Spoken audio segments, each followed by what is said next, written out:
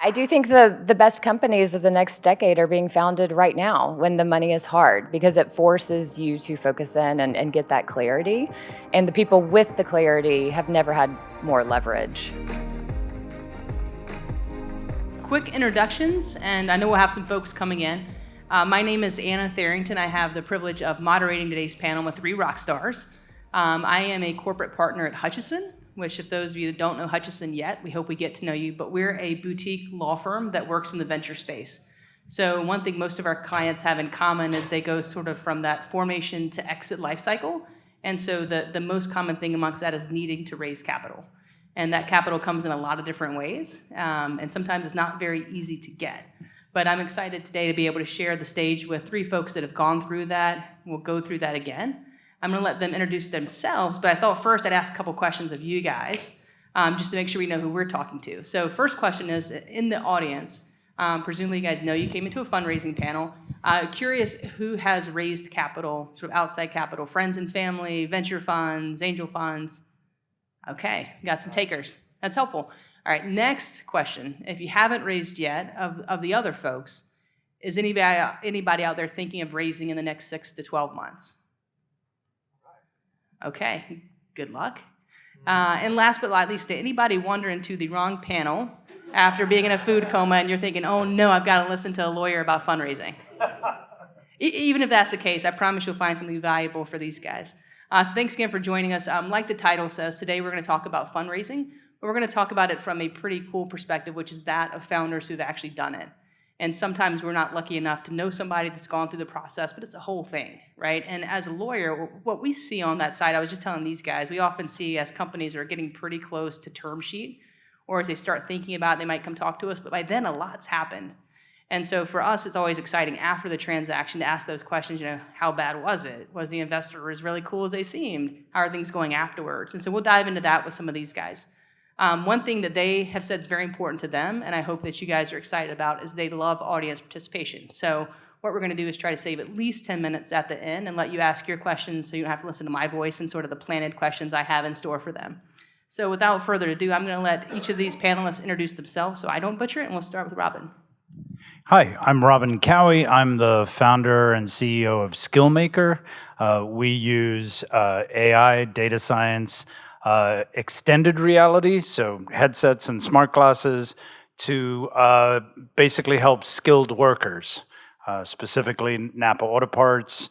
We are helping their entry-level technicians and their active technicians learn how to fix cars faster.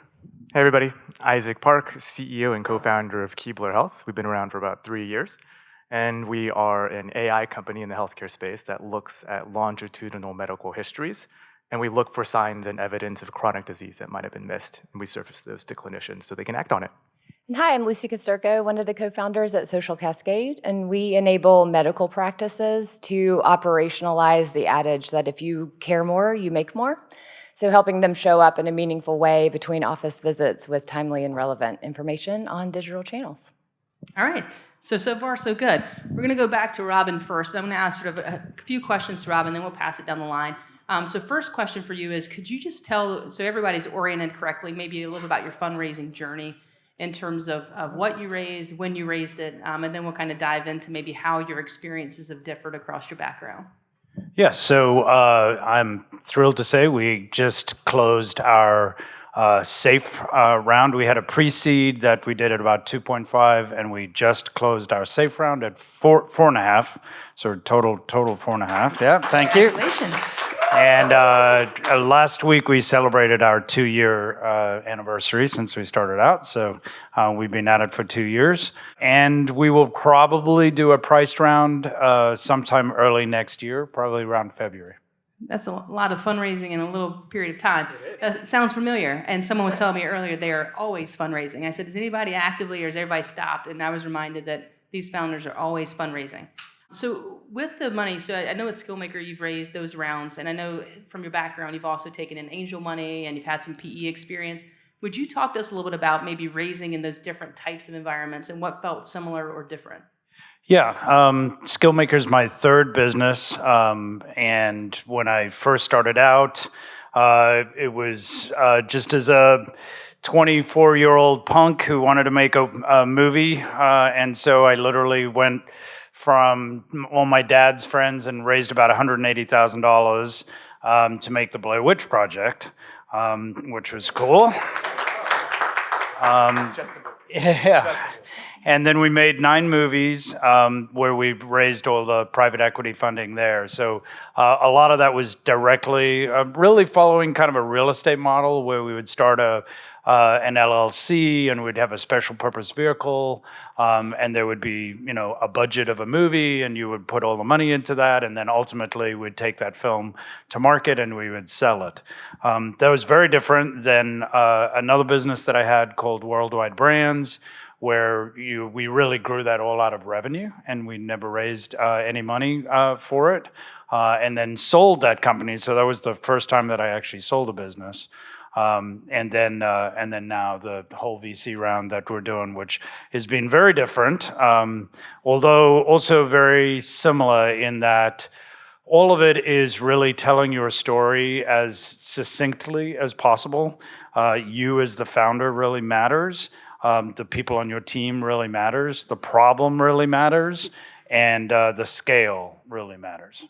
Yeah, that's a great point. And I think your street cred with the room just went way up when you said Blair Witch Project. I feel like we could probably stop the panel and still be a big success today.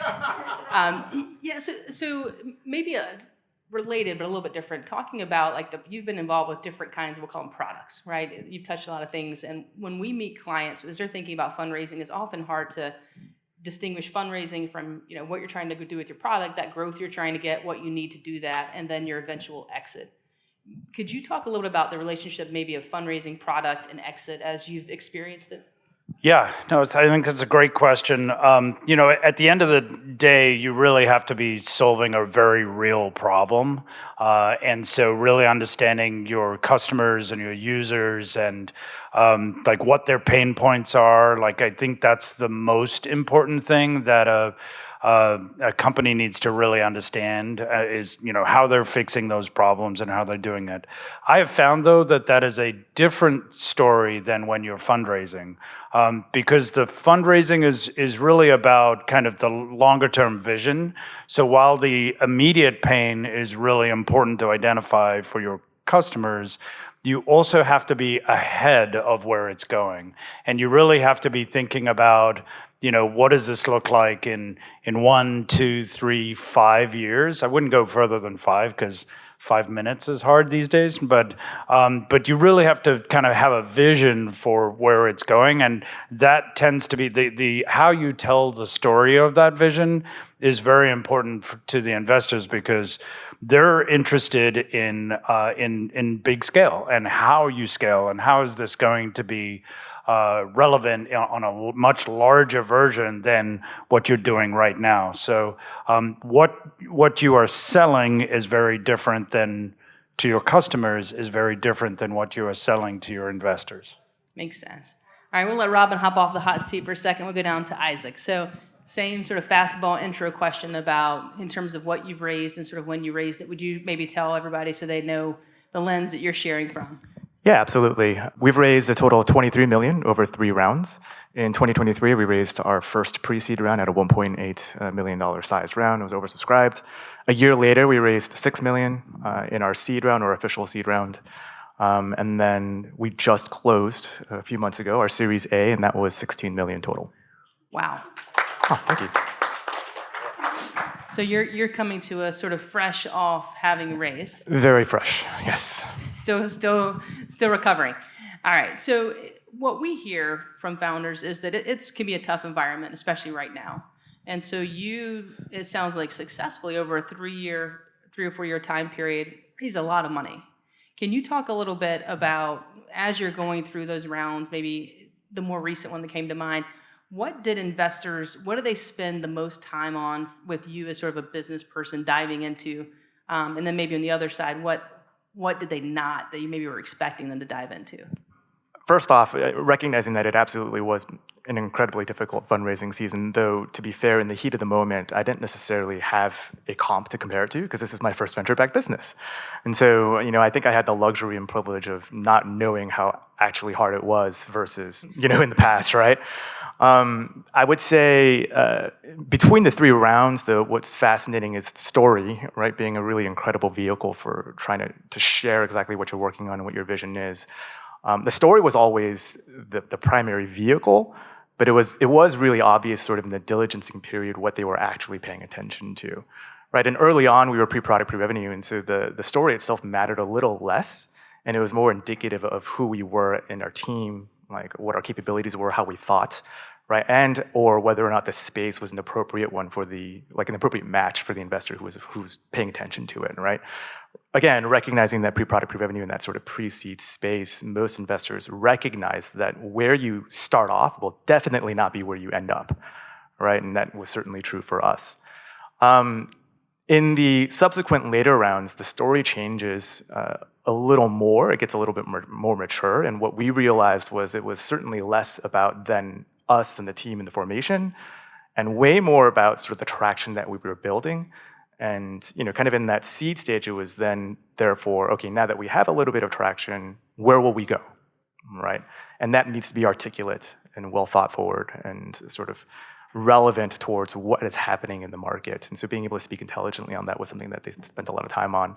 Surprisingly, it wasn't until this most recent round where they were spending a lot more time in competitive advantage, all right, and sort of what was going to happen, right, when you started entering into the market, and then suddenly you were really rubbing elbows with groups that were either incumbents that might be trying to operate in your space and or running into ancillary competitors that might have been a few years ahead of you. And so really being able to talk through differentiation at that point was what they spent a lot of time on.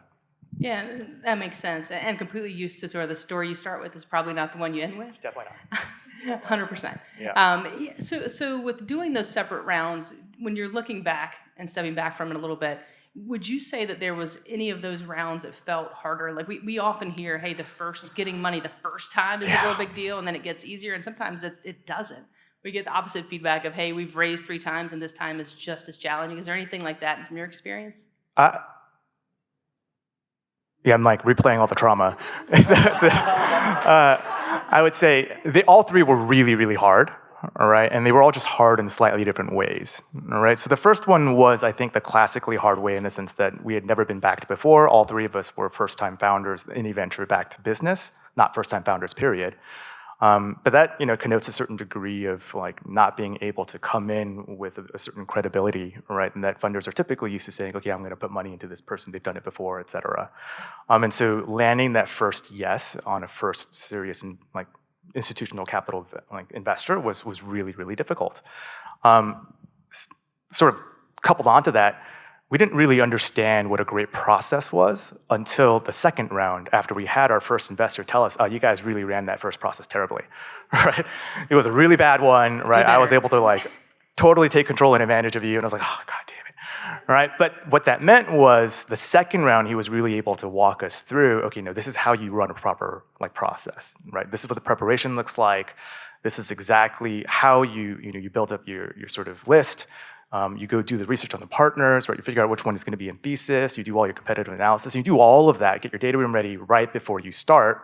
And even when you do that, there's a strategy around how you go out and go build sort of the contact lists and start engagement around them and asking for, requesting for referrals. And so there is a really, I think, thoughtful way to approach process that was completely inaccessible for somebody who hadn't been through it before.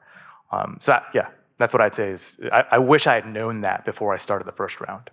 Yeah, you bring up an important point, right? Which is if you get what you need from your earlier investors, right, and they become partners in the business, that they're actually very helpful as you move through the next cycles. Yeah, totally. Though what we also learned is that, early on, like when you're out doing your first round, or any round for that matter, if you don't have another investor that has already said yes to you, every investor is the best investor.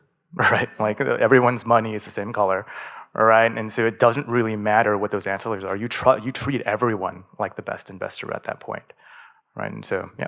Awesome, thanks so much. All right, we'll turn it down to Lucy. So fastball easy first question is just your fundraising story to date, what that's sort of been like for you. Yeah, so I think our fundraising story reflects the environment that we were brought up in. We founded in 2021.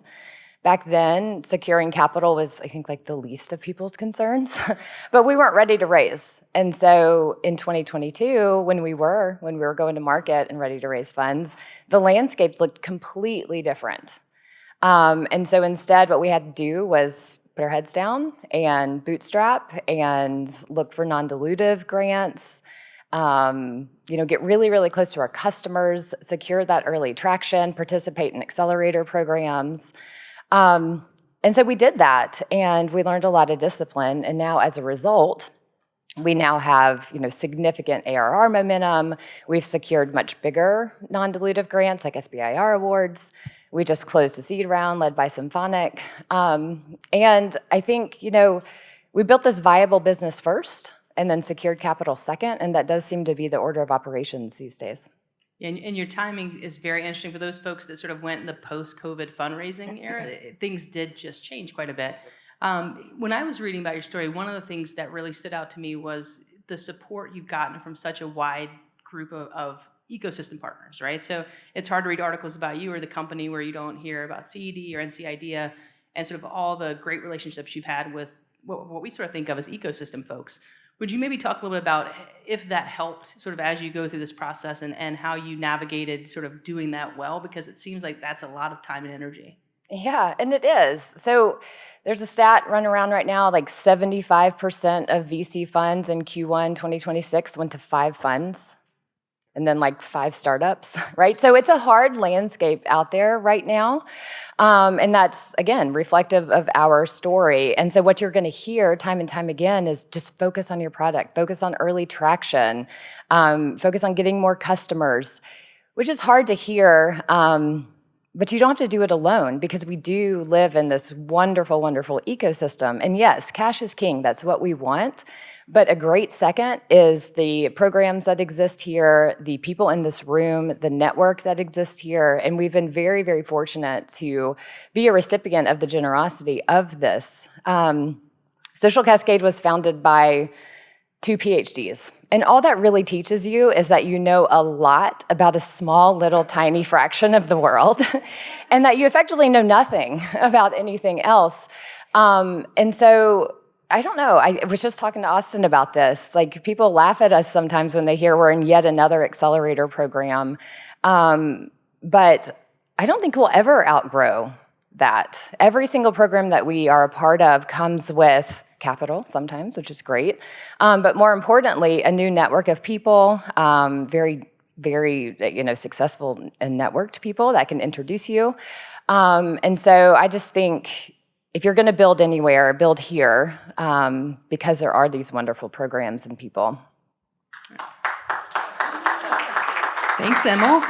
Emil's always good for some applause, right? 100%. 100%. You always smile when you see him in the crowd because you know it's coming. That's right. So the ecosystem thing, like that is something that we at Hutch are really aware of, right? Like the companies that do well in these environments are the ones that have sort of amplified their footprint by having other folks sort of shepherding for them. In your experience of having navigated this so well and kind of breaking into all these areas, is there, if someone out in the audience is thinking about how do I get connected like she did, what would you say? Is there an underutilized resource or a place you sort of point them towards maybe thinking about starting out? So in addition to the programs that are here, like non-dilutive capital, a hard stop, full stop, like even these small $5,000, $10,000, $20,000 grants that are out there, a lot of founders aren't taking advantage of those because it feels like a lot of work. And it is, right? And it could feel like a waste of time to do another accelerator program, but it isn't. And so I think those are there. And more importantly, there's bigger ones, right? So there's big federal grants, SBIR programs, STTR, and those are very overwhelming because the process is overwhelming.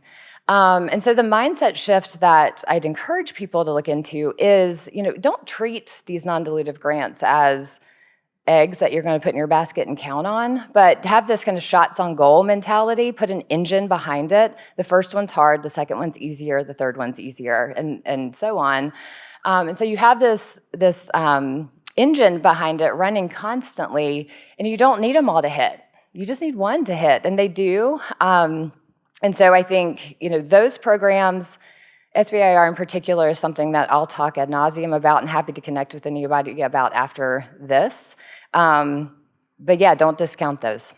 Very cool. And nice shots on goal reference to the Hurricanes fan. Yes. No. Hey, so- Burp, burp, burp. there you go. So I think Emma might have got it. Again, so one of the questions for you that I didn't actually have on my list, but I think you're going to be excellent answering after hearing that. So when I look around the room, one of the things that strikes me is that this panel 5 years ago would have probably looked a lot different of who's on the stage, and it probably would have looked a lot different for who's in the audience. And so, again, I'm aware of it as a female corporate lawyer, but can you talk a little about the fundraising environment? Like, was your experience, like through your lens in terms of, we know all the data and the statistics about funding of female-led companies. We know the statistics about females on boards. What was that like for you? And it seems in some ways that, some of the best stories you've heard are ones where that actually becomes an advantage for founders and they figure out how to use it that way. Anything you'd want to share about that? So obviously there are female-focused programs that you can take advantage of. And what that is going to convene are some of the most well-resourced women that are in your corner and going to be rooting for you. And so absolutely take advantage of those programs. From a fundraising standpoint, storytelling is still going to matter the most. And it took us a long time to figure that out.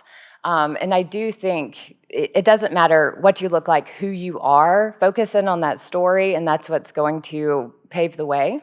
And yeah, the seats look different now, and that's wonderful. And I think it is a reflection on what this ecosystem can build, and having more women in the room has helped significantly. Very cool. All right, what we're going to move into now, and I'm going to let you guys kind of pop in on these, is just a series of questions, and then we'll move into some audience participation stuff. So first question, because it's impossible to have any panel now without asking about it, goes towards AI, right? And so I'm sure everybody on the panel has their own experience, and Robin's dying to answer it. What we hear, right, on the fundraising side is, obviously we're aware the time to build is compressed. How are companies differentiating, and does your team actually start mattering more when you're using AI to sort of build and to grow?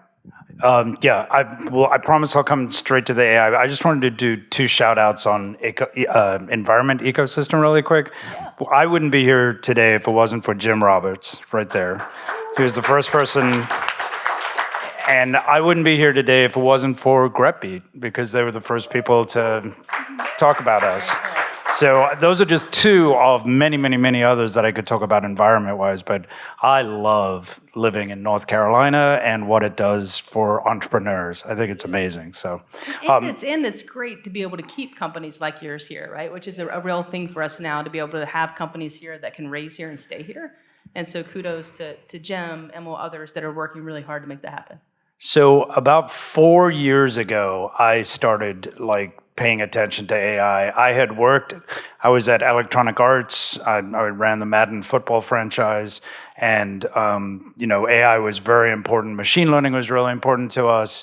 We were using it for non-player characters and everything like that. But pre-ChatGPT, you could start seeing the predictive value of the models really starting to kick in.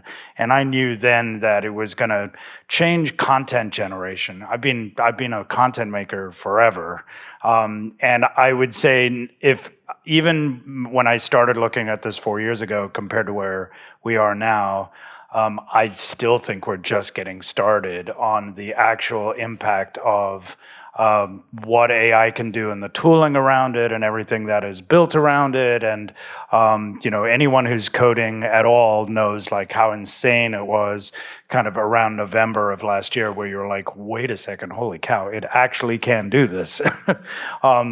That being said, for an AI company, the more we become AI-centric, the more humans matter.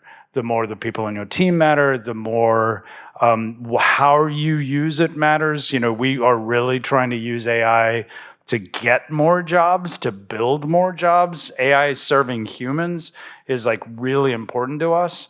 And so I would say, at least our experience of it is that it's absolutely critical.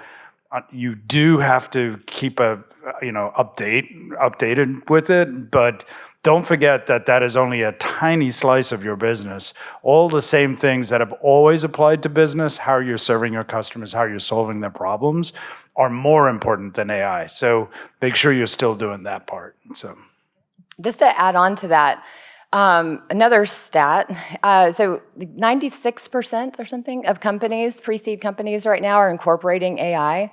So it's no longer a differentiator. You got to say it, right? But this isn't your differentiator anymore. And it was actually Sonali from Primordial, and we were talking the other day, and she said, listen, the barrier to building technology has never been lower. And so now when you are saying what you do and telling your story, you need to focus in and lean in more to those aspects of your company that AI can't build. And so if I practice what I preach, right? If I were going to tell you what Social Cascade does, instead of what I said at the beginning, it would sound something like Social Cascade's built a $36 million network of trusted providers that wasn't activated previously, and it wasn't activated at scale. And that means that every single time we bring on a new practice, every single time we share another piece of content, every single time we're enabling a provider to show up between office visits with timely and relevant information, it's compounding the value and the utility of that network. And that AI, or that trust at scale, is something that AI can't build from scratch. And more importantly, it's exactly what the healthcare market needs right now. And so that sounds very different than what we've built. It really is quantifying the differentiator of our company that doesn't have anything to do with AI and everything to do with what AI can't do. Awesome. We'll go to the next one. And maybe you can start us off, Isaac. When you're actively fundraising, just in terms of helping folks understand what this is like from a founder perspective, when you were sort of in the heat of those rounds, if you were sort of quantifying your day, how much of that time and the days of when those rounds were ongoing or closing, percentage-wise, what would you say sort of focused on fundraising your investors versus running your companies? Yeah, great question. I think our seed round was probably the best example of it because it was a planned round. It was not an opportunistic one like our Series A one was. And so we went into it with intention on process. And I'd say, we did a full month worth of preparation ahead of the start of that season. And, that meant looking at the different firms that we wanted to go talk to, figuring out which partners were the appropriate partners that had led deals and things that might be in the thesis for that particular partner, looking at conflict checks, figuring out of those partners, what was the best way we could get to them, building our story, building our digging room, all the financials, making sure that sort of velocity and momentum would all sort of align with the way that we were teaching our story. Doing all of that the full month ahead of sort of when we kicked off that race was at least an additional 30 to 40 hours a week for those 4 weeks straight. And you could not, at that point, take your eye off the ball on the actual business because the last thing we wanted was when we actually started the race, something catastrophic happening because there was a leadership vacuum within that sort of time period of when you're doing diligence and having a whole deal fall apart. So even though it was a successful raise, like walking into it, it was effectively 2 jobs all at once, and you could not sort of vacate, either side, the leadership side or sort of the immediate sort of tactile response, right, to an investor as you're running that process. Particularly because one of the ways that they judge you is how quickly you respond. All right, and one of the, subsequently, if they want to talk to you and say, hey, we want to fly you up and run that process and accelerate it faster, you have to jump on it. Right? Or you tactically delay, right, depending on how you're doing in the process. It was so difficult that even the third one, which was opportunistic, this most recent one, like before we walked into it, I ended up having kind of a mental breakdown moment, thinking, oh my God, I don't know if I want to do this again. All right, so it was hard. It was just a lot of time, and there still were downside consequences on the actual core business because you just can't fracture that time and attention for very long. Yeah, exactly. And that's exactly what we hear, right, is the amount of time is actually another job on top of a job. But fear not, we're going to end this whole thing in a minute after some questions with optimism and how great this is going to be. So what we're going to do now is take a quick pause and do some audience questions, and then we're going to finish up with maybe one more panel question for you guys to share with the group. So if there's anybody in the audience that has questions, I think we have some microphones going around, and I think everybody up here is excited to answer them. Hey, Robin. You started this business with 2 huge brand name clients. Can you talk about how that was helpful in attracting capital, or share with the crowd what the CEO of Ford is saying about the need for what you do? Yeah, so we have our primary product is called the Napa Accelerator, and right from the beginning, we were planning on being a white label company right from the start. So most customers of ours would know us through Napa. And so obviously that's a 100-year-old company. They've got 19,000 repair shops. They've got 8,000 stores, like 64 gigantic distribution networks. It's a $28 billion company. So that's Napa Auto Parts, yeah, Napa Auto Parts. The counter to that is like, well, how did you get that? And it literally was a relationship, a friend, that one of my oldest friends in the United States, who is good friends with the chief marketing officer, and she introduced me to the head of training for Napa, and that's how that started. But then it was, it was 6 months of basically doing nothing but working for them, trying to solve their problem, that then, led to the next thing, the next thing, the next thing. So, Napa has been incredibly important. Through Napa, we've then connected with a lot of other really important companies. Solera is another one. So they have 250,000 shops worldwide that they're involved in. They own 80 companies in the automotive business. And so we would never have signed the Solera deal if we didn't have the Napa deal. So ultimately, the advantage of being a startup is Napa were severely restricted by what they could do in AI. They just couldn't move that early. We're talking, 3 years ago. They couldn't move that early into AI, whereas we could. And so we could take all the risk. The smartest thing we did is we didn't ask them for anything other than a distribution and license agreement. So it didn't cost them anything. Wasn't a risk for them, but then we could take the upside. So as a small business with the right solution, you can do things for these big companies that they couldn't do by themselves. And that's really what happened on both of those. Great panel, guys. This was awesome. When you're raising, especially in the earlier stages, it can be very demoralizing to get rejected over and over again. And everything that you're saying, Isaac, I'm sure planning ahead of time can really help you get to that yes a lot quicker. Mm-hmm. When you're raising, how many VCs are you actually pitching before you got maybe that first term sheet that you could then shop around? It gets a little bit easier. Yeah, let's see. The rule of thumb for us, and I know everyone's process is slightly different, the rule of thumb for us was to pull together a list of about 150 partners, and not just funds, partners, like the actual person who would write the check, right, for that particular process, doing the conflict checks and all that kind of stuff. And then even then, sort of pulling together a list of, who knew that partner and how could you get to them with a warm introduction, whether through your own investor network or through some other individual. So out of that 150 sort of list, typically what we would do, or at least when we ran that process, was to do about 20 to 30 introductions a week, right? So we would tee them all up, ask all of our investors. We did a whole grid for all of our existing cap table, and we asked them, hey, who knew who the best? And we asked them to rank whether they were best friends or acquaintances or whatnot. And then we ended up saying and orchestrating, okay, out of this first week in tranche, we're gonna aim for 30 to 40 intros, of which we expect about half to convert to first meetings, of which then we expect to half to move to second meetings, and then so on and so forth. And so you're aiming for typically like a term sheet within an average process time length, about 3 to 4 weeks. But some groups are going to be more aggressive and they're going to push you faster, and some groups are going to drag you down a little bit.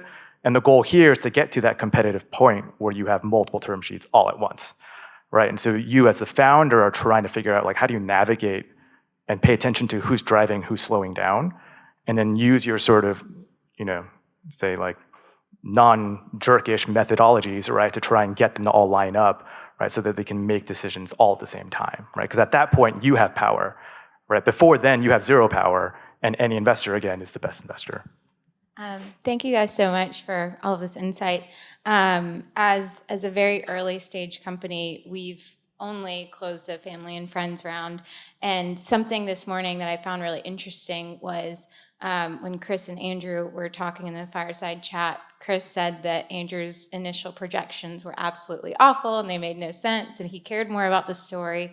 And so when it comes to us being so early stage where we don't have a ton of data, we're just building traction, what do you recommend in terms of finding that balance of, yes, telling the story and being scrappy, but also like the investors do want to see numbers?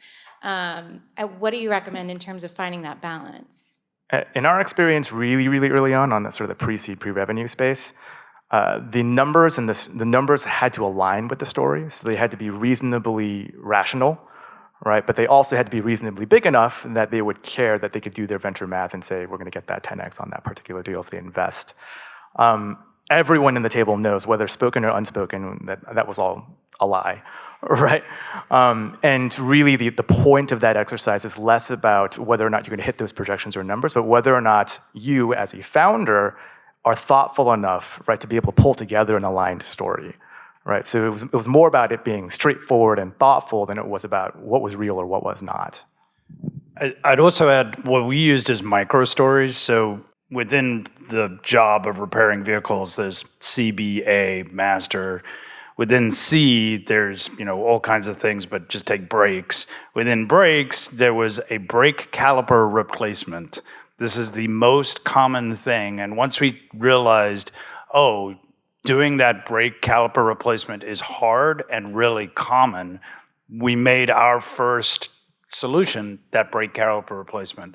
Now I could actually tell a story about automotive techs at large, but all I'd really done is a brake caliper replacement. So that micro story can actually really project into the macro. Yeah, I think you're absolutely right. Even when you go on VC's websites, they'll have some sort of like ARR number, right, that they're looking for. Don't fall for that because the goalposts will change, or you'll hit the goalpost and you'll still hear no, and that can be really defeating. And so my advice is focusing more on the quality and not the quantity of your ARR or any of your stories, or any of your numbers, and make sure that you can weave a really good narrative around that. Because an ARR number that was that you only sold to your best friends and they're going to churn, like that's not as meaningful as, I sold to my friends and my friends' friends, but also strangers, and we're in our third year of renewals and we're at 0 churn and we have very happy customers. Even if those two numbers are the same in value, that's a very different story. And I think being able to add more context around your numbers instead of just throwing them out there. All right, I think we have time for one more. I've got one more myself. I'm going to be selfish and steal the last one. Yeah, I have a question. And it kind of dovetails into what you were talking about there. So during COVID, there was a lot of conversation from investors that founders, their valuations are too high, and they should be lowering their valuations. And then AI came along, and I guess that's accelerating software. So now it's like the requirements to hit each stage seems to be kind of moving backwards. So what was Series A, now they're looking for pre-seed, and what's pre-seed, they're looking earlier. So I guess my first question is, are you seeing the requirements at each stage sort of moving backwards? And the second question is, well, you would think if the requirements and what you're hitting at those milestones, then maybe the valuation should be going back up again, and are you seeing that? It's a great question. We absolutely did see that the goalposts were shifting in terms of round size, right? And how a particular set of investors might classify a particular round versus the naming convention of pre-seed, seed, or A. I think that's less useful as a heuristic for what you want to call that particular round, right? Because even in the naming of the rounds, for us, there was some strategy involved, right? In terms of knowing that if you called a round a certain round type, it would automatically sort of cancel you out of a set of funds, right? Because by thesis, they only invest in seed or A's or B's or something like that, regardless of what round size or valuation you're ending up at. As it pertains, however, to I think the question around like milestones, right? That has definitely changed. That has changed radically, right? Even just in the 3 years that we were sort of in that space raising. Though what I will say is what we've learned or experienced is that a lot of it has, to your point, like the milestones matter significantly less than sort of the momentum behind when and how you're raising, right? Because ultimately they're not looking for whether or not your metrics have hurt a certain hurdle in order to invest you. The investors or funders are looking to underwrite your story into the future, right? And so momentum matters significantly more than what particular metric you're hitting. Like if you hit $100,000 ARR, but you did it in 24 hours, it's very different, right, than if you hit it in the last 2 or 3 months, right? And so momentum matters significantly in terms of how you craft or tell that story. And again, even then, it's about how you tell that story, right? So, yeah. All right, guys, so I promised we'd end with some good stuff, which is, it's easy on these panels sometimes because it is very hard to raise capital. And obviously we have really good examples of folks that have done that successfully. So maybe to wind us down, would you guys mind sharing just sort of a little bit of optimism? So with all the challenges and all the things, what are you optimistic about now? And if you have anything to share sort of in the environment, that'd be awesome as well. I think it's the best time in the history of humankind to start a business. I mean, it just really is. You can move faster, you can do a solution, you can fail faster, and that's really good. I would just concentrate on a problem somebody hasn't solved at scale and do it. Don't quit. Like, everybody will tell you no. Everybody tells us no, every day. Just go focus on that problem, and then, don't quit.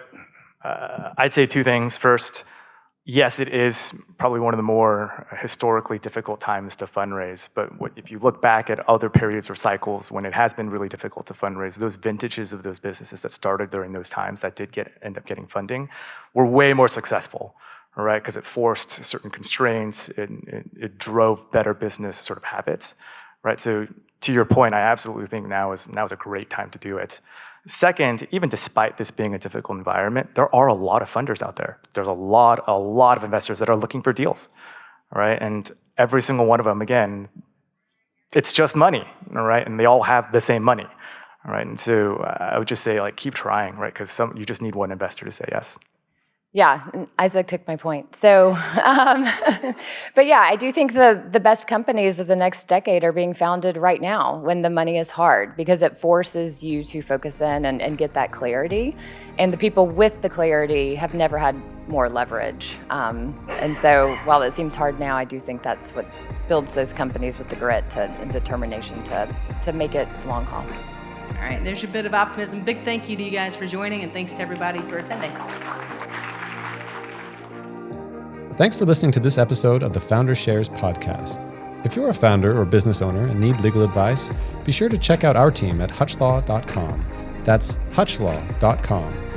We have the capacity to help you out with just about any legal need your company may be facing. We're passionate about the innovation economy and ready to help you on your entrepreneurial journey. I'm Trevor Schmidt, and thanks for listening to the Founder Shares podcast.